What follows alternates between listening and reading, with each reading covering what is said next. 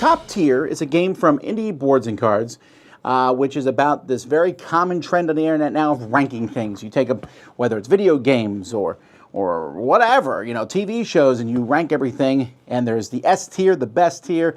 Sometimes there's a failure tier, but you're just ranking everything kind of from best to worst in one of these tiers. Here you're going to rank people. It's not as bad as it sounds. Let me show you. One person will be designated the tier wizard in each round of the game, and you'll take a card and you will pick a category on that card. So maybe who would be the best choice to entrust with a time machine? Don't tell anyone what the category is. Meanwhile, everybody else is going to start writing names down on cards. So here we have Rambo and Snoopy and Ben Franklin and Grover and Bilbo and Dr. Frankenstein and Z. Garcia and Lucy Lawless. If you can't think of names, well, the game comes with a bunch of names for you. So then, the person who is the tier master is going to rank those people based on a choice or trust with a time machine. Well, Dr. Frankenstein seems like a bad choice, so I might put him in D. He's on card 4. I'd write that down here. And you rank all of them. You then tell everybody how many there are at each ranking. I might say, well, there's 2 at C, there's 1 at D, 3 at B, none at A, and 2 at S. Then everyone else starts arguing over which ones would go where, right? Trying to figure it out which ones, and then you get a point for each one that you get correct.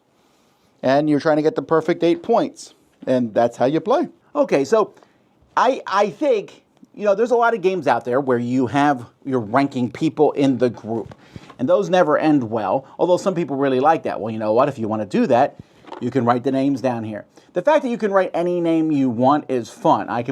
Sometimes we put the name of someone who's playing the game. I put the names of my dogs before, whatever it might be. But also I can pick things like Ben Franklin, George Washington, pop culture people, Harry Potter, whatever it might be. And so there's a lot of discussion in this game because it's cooperative for the most part. It's not really a game. I mean, I guess getting 8 points is the game, and you're like, yeah, we got it.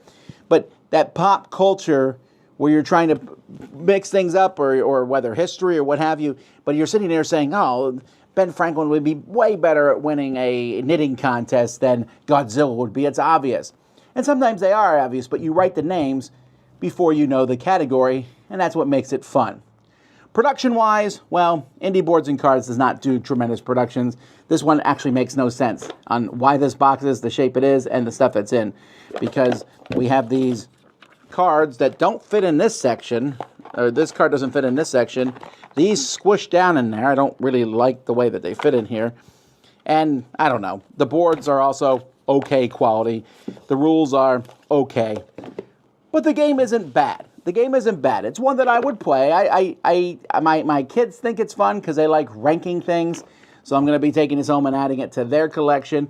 So because of all that, despite the fact that I'm just not real thrilled with the quality, there is a lot of entertaining things here, and it's going to appeal to the youth today of some sort. But it gets young people in general of ranking stuff. So I'll give it a 7 out of 10. That's top tier.